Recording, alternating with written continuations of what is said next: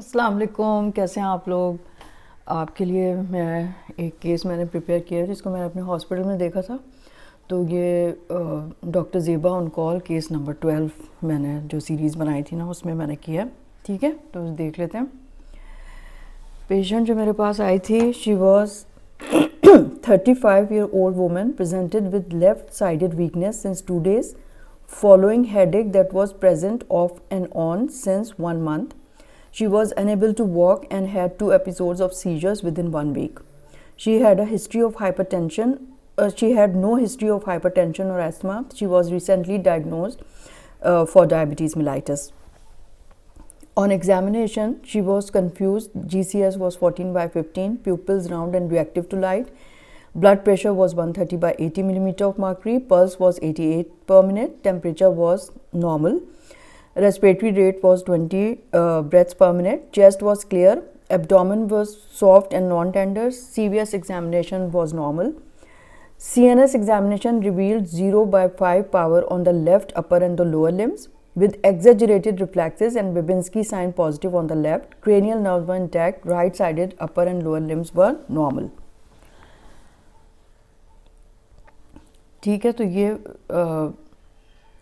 Left sided hemiplegia के साथ आई और इन्वेस्टिगेशन में इसका हीमोग्लोबिन 11.4 मिलीग्राम पर डेसीलीटर था, MCV 80 फेमटोलीटर्स, TLC 11,000, platelets 3,50,000, urea 32, creatinine 0.62, chloride 93, sodium 131 मिलीग्वैलन पर लीटर, पोटेशियम 4.6 मिलीग्वैलन पर litre, bicarbonate 21, RBS was 140 milligram पर डेसीलीटर। मतलब ये कि हर चीज़ इसकी उस वक्त नॉर्मल थी। LFT showed bilirubin 0.9 milligram, SGBT 26, gamma GT was 29, alkaline phosphatase 98, PT and APGT were normal. Chest X-ray was normal, echocardiogram कराया वो भी normal था, EEG and CT scan brain was ordered, later MRI with and without contrast was ordered। ठीक है, तो young female थी, 35 years old और recently diagnose थी डायबिटीज़ की, हाइपरटेंशन कोई इसको नहीं था और एस्मा, इस्कीमिक हार्ट डिजीज़, ज़ाहिर है उस वक्त एज इसकी इतनी कम है। ठीक है, तो कोई ऐसी चीज़ उसको नहीं थी और हिस्ट्री क्या थी उसकी, 2 दिन से उसको she was unable to walk, यानी कि वीकनेस सीवियर उसको हो गई लेफ़्ट साइडेड, और जो है उसको हेडेक की वो कंप्लेंट 1 महीने से कर रही थी ऑफ एंड ऑन, और उसको 2 सीजर्स भी हुए थे। ठीक है, ये उसकी हिस्ट्री है। अब डिफरेंशियल डायग्नोसिस अगर बनाया हो सकता है लॉन्ग केस में, इस तरह आपके पास आ जाए कोई यंग स्ट्रोक में आप देखें कि पहले तो ज़ाहिरी बात है कि स्ट्रोक है, तो अब पहली डिफरेंशियल डायग्नोसिस तो इसकी स्ट्रोक बन गई ना। तो स्ट्रोक में इस्कीमिक लीजन हो सकते हैं या हेमोरेजिक स्ट्रोक हो सकता है। तो इस्कीमिया में जो है ना आर्टीरियल ऑब्स्ट्रक्शन हो गई है या कार्डियो एम्बोलिक कोई कार्डियक सोर्स से एम्बुलस आ गया है, यानी कि या तो उसमें होता है ना कि पेटेंट फॉर्मन ओवेल हो या एट्रियल सेप्टल डिफेक्ट में हो सकता है, तो वहाँ से कोई एम्बुलस आके वो उसने इस्कीमिक स्ट्रोक कर दिया। ठीक है, तो कार्डियक सोर्स से हो सकता है। फिर उसके बाद हेमोरेजिक स्ट्रोक हो सकता है, यानी कि हाइपरटेंशन हो गया या डाइसेक्टिंग एन्यूरिज्म हो गया, रप्चर ऑफ एन्यूरिज्म हो गया, AV माल फॉर्मेशन उसकी रप्चर हो गई, ये हो सकता है उसमें। या फिर यंग स्ट्रोक की मैं आपको बता रही हूँ, या फिर इन्फ्लेमेटरी या ऑटो इम्यून कॉजेज़ भी हो सकती हैं ना यंग पेशेंट में, मल्टीपल स्क्लेरोसिस वो भी इस तरह से प्रेजेंट हो सकता है। या फिर हाइपर कोगुलेबल स्टेट्स हैं अगर, तो एप्ला सिंड्रोम हो गया, protein S protein C deficiency हो गई। ये मैंने लिखा नहीं है, ये मैं आपको वैसे ही बता रही हूँ, लिखा मैंने कुछ और है, तो मैंने कहा कि डिफरेंशियल आपको यंग स्ट्रोक की मैं बता दूँ। ठीक है, तो और क्या हो सकता है, एंटी फॉस्फोलिपिड एंटीबॉडी सिंड्रोम हो गया, फिर SLE की वजह से हो सकता है ना, और किस वजह से हो सकता है, वेस्कुलाइटिस, इन्फ्लेमेटरी वेस्कुलाइटिस, बेसेट सिंड्रोम उसमें हो सकता है। फिर मतलब एक आपने वेस्कुलर जैसे हेडिंग बना ली कि वेस्कुलर में यही हो गया जो मैंने अभी बताया आपको, AV माल फॉर्मेशन और ये वो। फिर दूसरा जो है ना वो इन्फ्लेमेटरी ऑटोइम्यून कॉजेज़ हो गई। फिर तीसरा जो है वो हो गया इन्फेक्शंस में क्या आ जाएगा, सेरिब्रल एब्सेस भी हो सकता है, ठीक है, वो भी इस तरह प्रेजेंट हो सकता है। या फिर ट्रॉमेटिक यानी सब एरेक्नोइड हेमोरेज हो गया या सबड्यूरल हेमाटोमा हो गया, उसमें भी हो सकता है, ठीक है। तो मतलब इतनी सारी जंग स्ट्रोक की ये कॉजेज़ हो गई। अब जो हमारी डिफरेंशियल बनी है, पहली तो स्ट्रोक है। स्ट्रोक सिंपल इसको हो गया किसी वजह से, या तो कार्डियो एम्बोलिक होगा या हेमोरेजिक होगा कोई भी, ठीक है। तो पहली डिफरेंशियल तो स्ट्रोक हो गई। दूसरा ब्रेन एब्सेस हो गया, ठीक है। और तीसरा मैंने बताया था स्पेस ऑक्यूपाइंग लीजन, यानी कि ट्यूमर भी तो हो सकता है ना, ठीक है। अब देखें इसका क्या निकला। डिफरेंशियल तो ये होगी stroke in a young patient, brain abscess and SOL। अब सबसे पहले आप स्ट्रोक का पेशेंट अगर आए ना, प्लेन CT आपको कराना चाहिए, ठीक है। वो हमने कराया। तो axial images obtained without IV कंट्रास्ट, a hypodense area seen involving the right frontoparietal region, right subfrontal region, periventricular region. It was associated with adjacent dilatation of the right lateral ventricle. This present area occupied by a mass. There is surrounding brain edema with midline shift. No evidence of intracranial bleed or infarct and no lesion in the brainstem or cerebellum. अब हमने क्या क्या चीज़ें exclude हो गई इससे। CT हमने कराया तो ब्लीड भी नहीं है, इन्फार्क्ट भी नहीं है, कार्डियो एम्बोलिक फिनोमेना भी नहीं है, हमने वो करा लिया था एकोकार्डियोग्राम, ठीक है, वो सब इसका सही था। तो यानी कि इसको SOL इसकी डायग्नोसिस बन गई ना, स्पेस ऑक्यूपाइंग लीजन, यानी कि ब्रेन ट्यूमर आ रहा है। तो अब ब्रेन ट्यूमर के लिए आप फिर सबसे अच्छी जो इमेजिंग है वो MRI होती है, ठीक है, MRI with and without contrast. तो उसमें हमारी क्या फाइंडिंग्स आएंगी? A large extraaxial mass of abnormal signal intensity which shows a broad base towards the dura, seen along the frontal and the parietal region on the right side, which is associated with significant underlying cortical edema resulting in the effacement of the adjacent cortical sulci and areas of mass effect over the frontal horn and body of the right ventricle, right lateral ventricle with a midline shift of 0.8 centimeters towards the left side with mild left ventricular dilatation. The mass shows solid and cystic components as well. It is hyper intense and T2 weighted images and FLAIR images, and is hypo intense on T1 weighted images with the post contrast intense enhancement of the solid components with peripheral enhancement of cystic component. No signs of intracranial bleed or infarct, ठीक है। तो इसमें आ गया कि इसको एक brain tumour है जो राइट पैराइटल फ्रंटोपैराइटल रीजन में है, ठीक है। मिड लाइन शिफ्ट भी हुई हुई है, लेटरल वेंट्रिकल की डायलिटेशन भी हुई हुई है, तो जो इसको कन्फ्यूजन और वो ऑल्टर्ड स्टेट ऑफ कॉन्शियसनेस इसकी हो रही थी वो उस वजह से है। और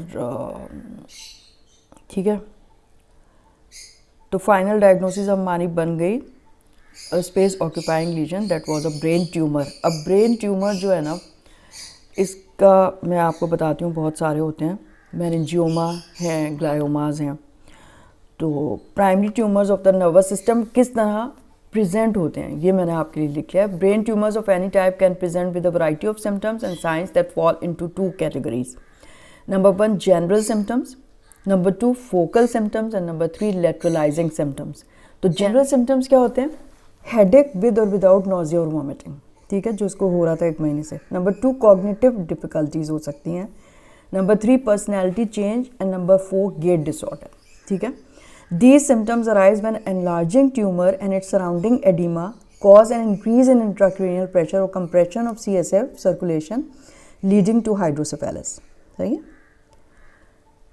The classic brain tumor headache predominates in the morning and improves during the day. Headaches are holocephalic but can be ipsilateral to the side of the tumor. Occasionally, headaches have features of typical migraine with unilateral throbbing pain associated with visual scotoma. Personality changes may include apathy and withdrawal from social situations mimicking depression. Focal symptoms क्या हो सकते हैं? हेमीपरेसिस हो सकता है, hemiplegia हो सकता है जो इसको हुआ, विजुअल फील्ड डिफेक्ट्स हो सकते हैं और एफिजिया हो सकता है, ठीक है। लेटरलाइजिंग सिम्टम्स, लैंग्वेज डिफिकल्टीज में बी मिस्टेकन फॉर कन्फ्यूजन। बाज़ लोगों को ऐसे ट्यूमर होते हैं, मैंने देखा था एक पेशेंट, उसको बात करते करते ना वो अल्फाज नहीं मिल रहे होते जिससे एक्सप्रेस करे वो अपने आप को, ठीक है, बताते बताते बस नहीं वो लफ्ज़ उसको मिलता, ठीक है, तो you can mistake it for confusion. और number 2, seizures are common occurring in 25% of the patient with brain tumours और मेटास्टेसिस और malignant gliomas and are the presenting symptoms in up to 90% of the patient with low-grade gliomas. All seizures arising from a brain tumor will have a focal onset whether or not is apparent clinically. ठीक है, तो इसका भी EEG ज़ाहिरी बात है कि फिर होना चाहिए. न्यूरो इमेजिंग मतलब एक ही आपके पास डायग्नोज करने की जो आपके पास सोर्स है वो न्यूरो इमेजिंग है. तो cranial magnetic resonance imaging is the preferred diagnostic test for any patient suspected of having a brain tumor and should be performed with gadolinium contrast administration. Enhancement हो जाती है उसमें. Computed tomography scan should be reserved for those patients unable to undergo MRI. Malignant tumors, whether primary or metastatic, typically enhanced with gadolinium, have central areas of necrosis and are surrounded by edema of the neighboring white matter. Low-grade gliomas usually do not enhance with gadolinium and are best appreciated on fluid attenuated inversion recovery. उसको कहते हैं FLAIR MRI sequences, जो इसका भी कराया था. Meningiomas have a typical appearance on MRI because they are dural-based enhancing tumors with dural tail and compress but do not invade the brain. Dural metastasis or a dural lymphoma can have a similar appearance. Imaging is characteristic for many primary and metastatic tumors and sometimes will suffice to establish a diagnosis when the location precludes surgical intervention. For example, brain stem glioma अगर हो तो ज़ाहिरी बात है उसको तो आप निकाल भी नहीं सकते. Functional MRI is useful in pre-surgical planning to define eloquent sensory or motor language cortex. Positron emission tomogram यानी कि PET scan is useful in determining the metabolic activity of the lesion seen in MRI. MRI perfusion and spectroscopy can provide information on blood flow or tissue composition. These techniques may help distinguish tumor progression from tissue necrosis due to treatment with radiation and chemotherapy. Neuroimaging is the only test necessary to diagnose a brain tumor. ठीक है, और किसी चीज़ से तो diagnose नहीं होगा ना, neuroimaging से ही होगा. और लेबॉर्ट्री टेस्ट जो हैं रियरली यूजफुल होते हैं, रिक्वायर भी नहीं होते. All the patients with metastatic disease में have elevations of serum tumour marker. For example human chorionic gonadotropins, beta HCG from testicular tumour से अगर कोई मेटास्टेसिस गई हो तो. Additional test such as cerebral angiogram, electroencephalogram और lumbar puncture is rarely indicated और helpful. मतलब हेल्प तो नहीं करेगा, आप करवा भी लेंगे तो, ठीक है. अच्छा, फिर है ट्रीटमेंट ऑफ ब्रेन ट्यूमर्स की ना, क्या ट्रीटमेंट होती है. तो therapy for any intracranial malignancy requires both symptomatic and definitive treatment. Definitive treatment क्या है, सर्जिकल यानी कि रिमूवल है वो, ठीक है. अगर एक्सीजन ऐसे एक्सेसिबल एरिया में है तो एक्सरसाइज कर देंगे. तो नंबर 1 सर्जरी हो गया, फिर उसके बाद रेडियोथेरेपी मैलिग्नेंट ट्यूमर्स के लिए, और फिर 3 है कीमोथेरेपी, ठीक है. अच्छा, सिम्टोमेटिक ट्रीटमेंट तो बहुत ज़रूरी है. Most high grade malignancies are accompanied by substantial surrounding oedema which contributes to neurologic disability and raised intracranial pressure. तो glucocorticoids are highly effective in reducing perilesional oedema and improving neurologic function often with hours of administration, ठीक है. तो इसको भी दिया गया था. Dexamethasone is the glucocorticoid of the choice because of its low mineralocorticoid activity. Initial doses are 8 to 12 mg per day. They rapidly ameliorate signs and symptoms, but long-term use causes toxicity, including insomnia, weight gain, diabetes mellitus, steroid myopathy, and personality changes. ठीक है, तो मतलब ये कि देते रहेंगे अगर, तो ये सिर्फ इसलिए होता है कि पहले आपने ये दे के कंट्रोल कर लिया एडिमा वगैरह ब्रेन का, फिर उसके बाद सर्जरी करी. Consequently, a taper is indicated as definitive treatment is administered and the patient improves. ठीक है. Patient of brain tumors who present with seizures require anti-epileptic therapy. The agents of choice are those drugs that do not induce the hepatic microsomal enzyme system. These include levetiracetam, topiramate, lamotrigine, valproic acid and lacosamide. ठीक है. Phenytoin और carbamazepine जो हैं वो जो है ना potent enzyme inducers होते हैं और वो इंटरफेयर करते हैं ग्लूकोकॉर्टिकॉइड और जो आप कीमोथेरेपी दे रहे हैं उसकी वजह से. तो फिर ये नहीं दी जाती हैं. जो ब्रेन ट्यूमर के पेशेंट हैं जिनको फिट्स हो रहे हैं तो आप इनको जो है ना फेनिटोइन और कार्बामाजेपिन नहीं देना चाहिए, बाकी आप दे सकते हैं. Prophylactic anticoagulation during hospitalisation as venous thromboembolism occurs in 20 to 30% patients with high-grade gliomas or brain metastasis. Those who have DVT or pulmonary embolus can receive therapeutic anticoagulation safely and without increasing the risk for hemorrhage into the tumor. Inferior vena cava filters are reserved for patients with absolute contraindication to anticoagulation such as craniotomy. Recent अगर craniotomy हुई भी है तो आप नहीं कर सकते, तो फिर आप उसमें जो है inferior vena cava केवल फिल्टर्स इंसर्ट कर सकते हैं. ठीक है. अब ये मैंने लिया था Harrison principles of internal medicine से, जो कि मैंने आपको बताया था 21st एडिशन 2022 का है ये. और इस पेशेंट का मैं बता दूँ काफ़ी पहले मेरे पास पेशेंट आई थी, फिर इसकी जो है ना न्यूरोसर्जन को रेफ़र किया, फिर जो है इसकी सर्जरी हुई. ठीक है. यानी कि excision of that fronto parietal tumour. ठीक है. क्रेनियोटमी करके फिर वो मेनिंजियोप्लास्टी जो होती है फिर वो करके, और इसका जो मतलब ये कि कोर्स ऑफ डिज़ीज़ था ना, फिर उसके बाद काफ़ी इसको कॉम्प्लिकेशंस हो गई. यानी कि इसको वो क्या था सबड्यूरल हीमाटोमा वहाँ पे हो गया, फिर दोबारा उसको ड्रेन किया गया. फिर जब ये मेरे पास आई थी ना तो रेडियोथेरेपी कीमोथेरेपी के बाद और क्रेनियोटमी के बाद ये मेरे पास आई तो इतना इसका बुरा हाल था मैं आपको बता नहीं सकती. यानी कि स्ट्रेचर पे ये आई थी, अटेंडेंट इसकी दिन रात की रखी हुई थी, तो वो लेकर आए थे हस्बैंड उसके और वो अटेंडेंट, और बिल्कुल ना मतलब यहाँ से ज़ाहिर है बाल सारे उतार दिए थे, उसमें इतना क्रेनियोटमी का स्कार और इतनी बुरी हालत थी और डिप्रेशन. खैर उसको वो अब मेरी रेगुलर पेशेंट है माशाल्लाह से, बहुत बेहतर हो गई, उठ के खड़ी हो गई, चलने लगी, सब जो है ना बहुत अच्छी हो गई. अब वो सारे घर के काम करती है, बच्चे हैं उसके 4.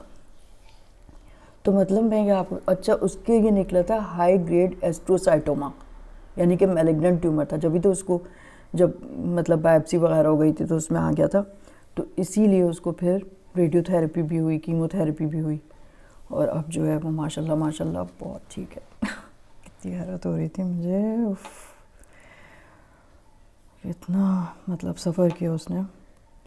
तो आप देखें एक और मैंने पेशेंट अभी देखी है, अभी एडमिट थी मेरे पास, तो 16 साल की थी वो, और उसको क्या हुआ एफेजिया हो गया था उसको, और चल नहीं सक रही थी वो.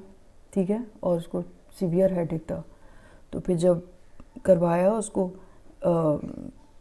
इमेजिंग कराई, न्यूरो इमेजिंग, तो उसको निकला था मेनिंजियोमा था उसको.